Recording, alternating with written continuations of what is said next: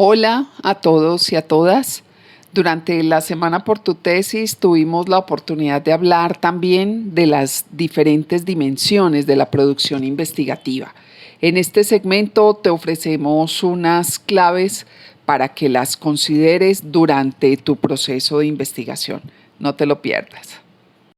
Cuando yo estoy pensando investigativamente y estoy desarrollando un proyecto de investigación, hay unas dimensiones que yo debo tener en cuenta.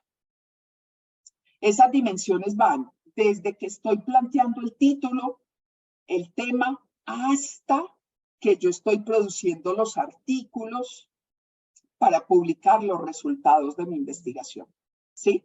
Es decir, un proyecto de investigación debe ocuparse de todas estas dimensiones como su ciclo vital, ¿sí? Es como la ruta que debe trazar. ¿Cuáles son esas dimensiones? ¿Y por qué están así como en pirámide? Digamos que la dimensión más importante de todo proyecto de investigación es la dimensión contextual. ¿A qué me refiero con contextual? Me refiero a la capacidad de interpretar, de reconocer fenómenos, hechos, situaciones que acontecen en la realidad. ¿Se acuerdan que ahorita cuando les decía que pensar investigativamente parte de entender que la realidad no es monolítica, es decir, no es una sola cosa, la realidad es muchas cosas al mismo tiempo, ¿sí?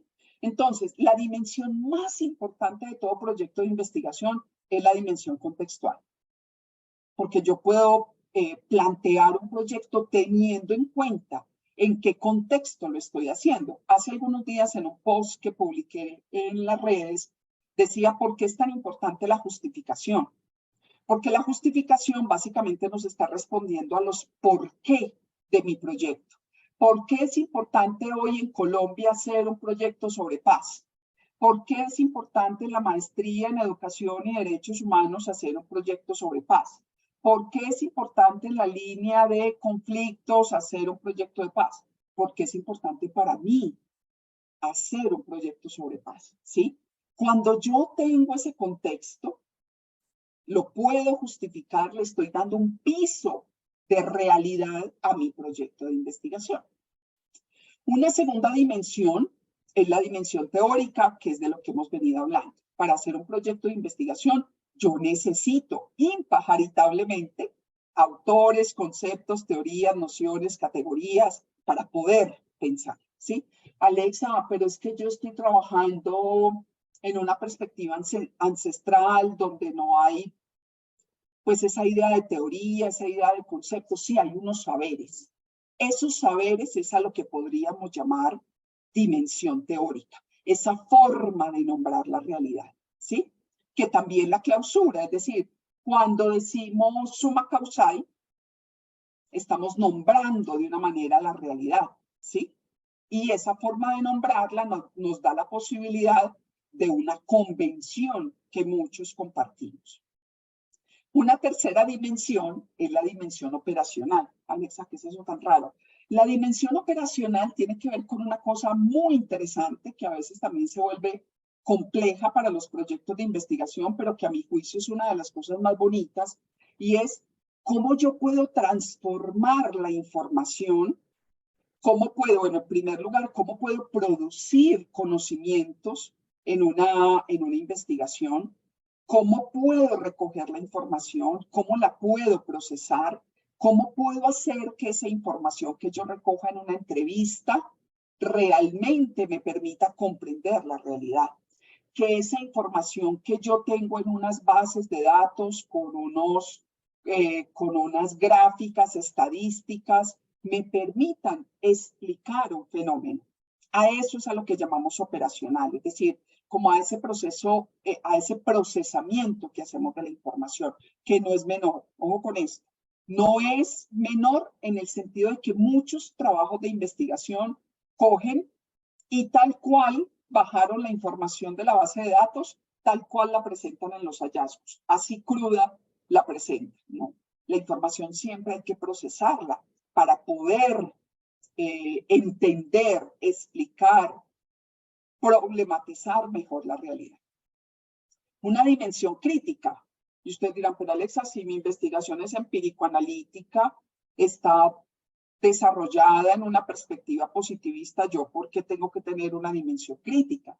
Porque la dimensión crítica, además recuerden que estamos en el año de conmemoración de los 100 años de la Escuela de Frankfurt, ¿sí?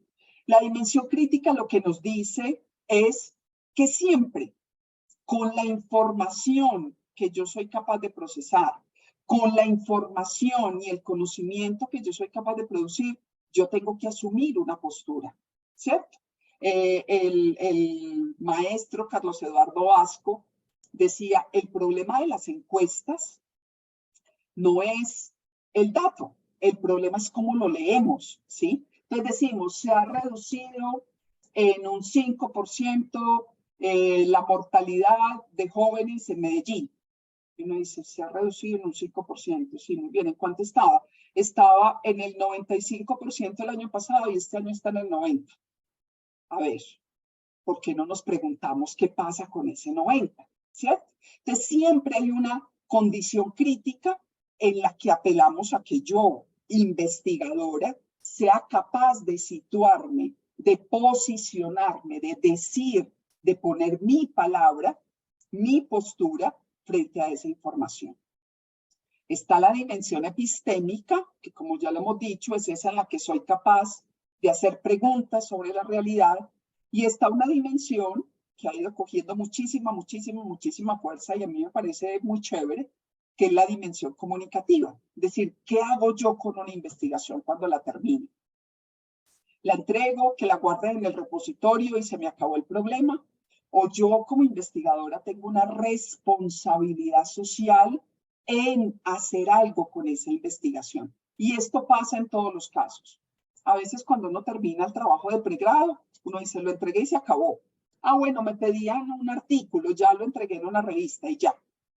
No, es mucho esfuerzo, pero además hay también una responsabilidad social de la academia con todo eso que producimos y con la necesidad de generar procesos que, bueno, hoy los llamamos de apropiación social del conocimiento, pero básicamente de lo que estamos hablando es cómo transmito, cómo comunico, cómo divulgo, cómo socializo eso que acaba de pasar con la investigación. Pero también tiene que ver con una cosa muy importante que se diferencia en los 3 tipos de trabajos de investigación. En el trabajo de pregrado yo hago la socialización final, ¿sí? En un trabajo de maestría yo hago la sustentación de mi trabajo final. Pero en mi tesis, yo hago la defensa de mi tesis. No sé si ustedes se han preguntado por qué la tesis se defiende. Y se defiende es por ese carácter epistémico tan alto que tiene al final. Es decir, como lo que yo estoy planteando es una apuesta, una propuesta, una problematización o una alternativa sobre la realidad que tiene cierto carácter de novedad, yo tengo que defender mi tesis, ¿sí? Eso también hace parte de la dimensión comunicativa. Y hay otro elemento que es transversal, ya lo vamos a ver, que tiene que ver con la escritura. Cuando los estudiantes dicen, profe, ¿pero por qué las normas APA? ¿Por qué tenemos que escribir en normas APA? ¿A quién se le ocurrió que tenía que ser de esa manera? Sí, son arbitrarias. Y cuando digo arbitrarias, no es que sean naturales. No, las normas APA no son naturales. Pero esas formas de presentar, esas formas de escribir, se corresponden con unas convenciones de las comunidades académicas. A veces decimos, no nos gusta, no nos parece, sí. Y hay procesos de formación que se han fugado de eso.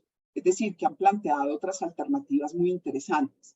Pero incluso si se plantean otras alternativas, también hay unas convenciones, unos acuerdos. Y finalmente, un tema que es muy importante en la dimensión comunicativa, que tiene que ver con los tiempos, con los modos en los que se socializa, se sustenta o se defiende una tesis, que son esos 30 o 40 minutos que tenemos al final, ¿sí? Porque una tesis doctoral se defiende en 40 minutos y no me dejan que yo hable 5 horas de un proyecto que yo llevo haciendo 10 años, porque es una convención y esa convención, digamos, se acoge insisto, son arbitrarias, no es que sean naturales, pero hacen parte de unos códigos de las comunidades académicas.